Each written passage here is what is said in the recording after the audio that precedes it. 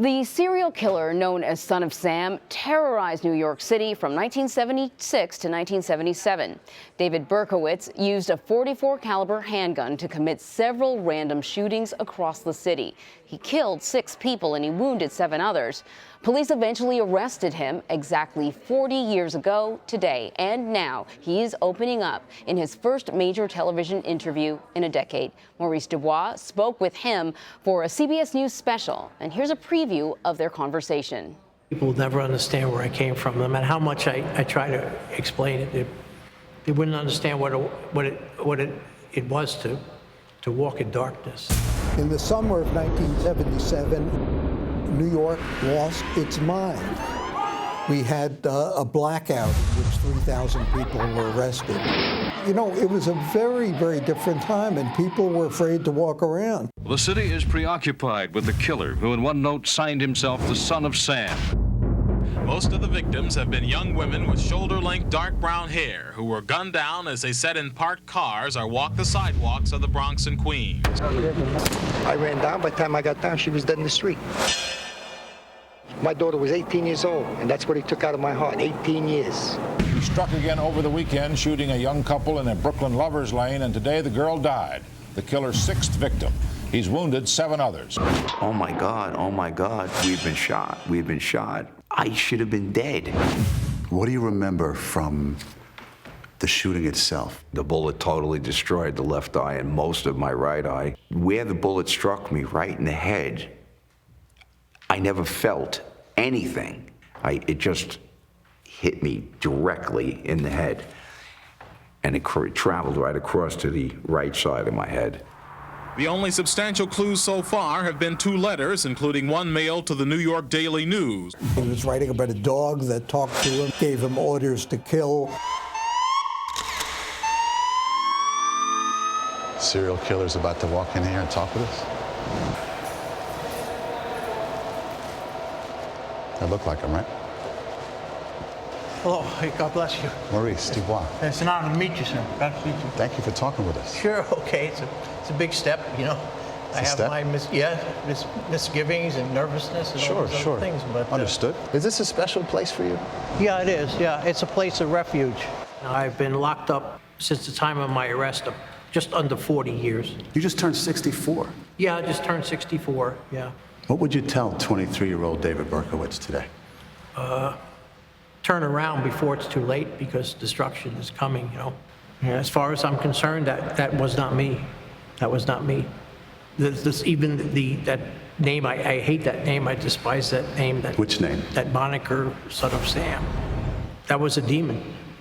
Maurice DuBois is here now to talk about this really, really fascinating interview. Maurice, I am watching this man walk in.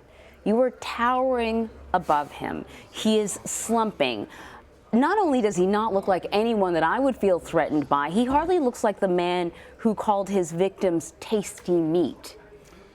Emery, that's the most striking thing to me, is how unremarkable David Berkowitz is. And I don't mean that in any way except a descriptive way. Looks like anybody else, particularly at this stage in his life. Here he is, 64. He's soft around the middle. He's not a big, imposing figure. He's short.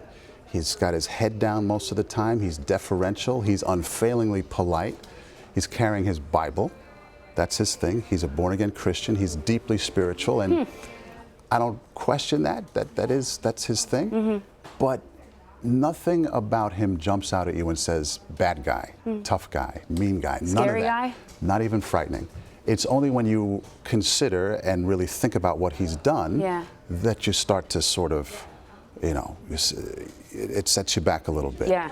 But I think that is what makes psychopaths, and I don't know if he is, but that's what makes these sorts of characters both terrifying and also what draws people to them. That's the whole thing. The video right there when we first met, I was considering all that. Yeah, I can see it on your face. I sort of back away. Yeah. Because and the lead up to it, you're thinking, holy cow, this really is the guy. Yeah. This is Son of Sam. Yeah. But you stay focused on the moment and you get into the interview. But I think you're spot on. It's unremarkable when you meet him and when you see him. And it was that way when he was out killing people, quite frankly. He was not anybody you would say, you know, let me clutch my purse, let me get out of the way. no one would even consider that. Yeah. You'd just see him sort of, and you'd look the other way or nod hello. And that really, that's chilling in and of itself. Yeah, and not only, is he a convicted killer, but to rise to the level of having sort of a nickname in the media, terrorizing a city like New York, that there's a lot of scary things going on in New York at the time, and he topped the list. He doesn't like Son of Sam. No, he wants to step back from that. He wants to move on from it.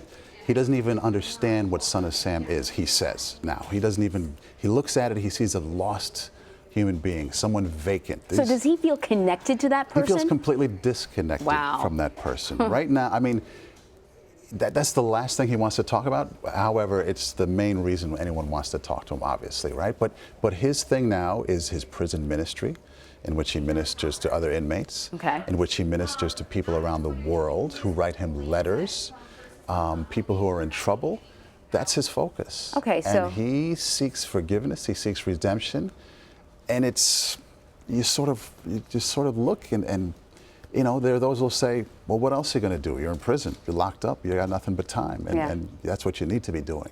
It's not the first time we've heard that story. Right, exactly. So see for yourself. He has messages for troubled souls out there. Does he have any messages for the victims and their families? He's apologized. He's apologized in writing. He's apologized on video, on camera. He'll do it again here.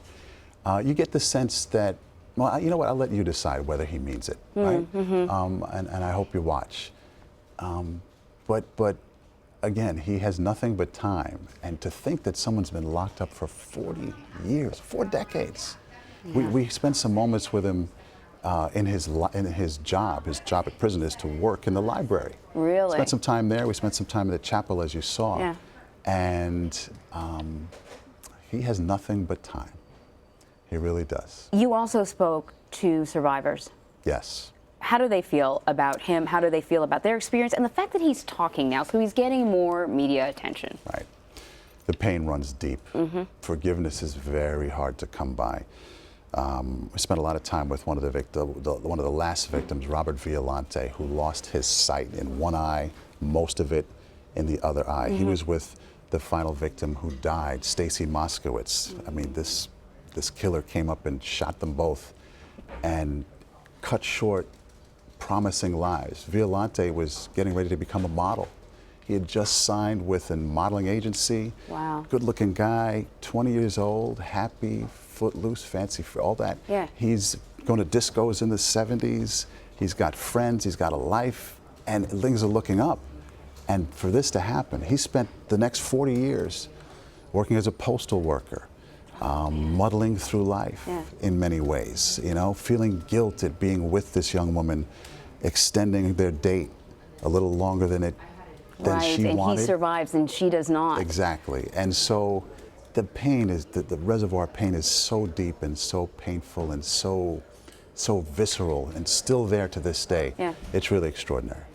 Well, Maurice DuBois, thank you so much for stopping by. I cannot wait to watch this. Thanks so much. And you don't forget to watch the CBS News special, Son of Sam, The Killer Speaks, tomorrow night. It airs at 10, 9 Central, only on CBS.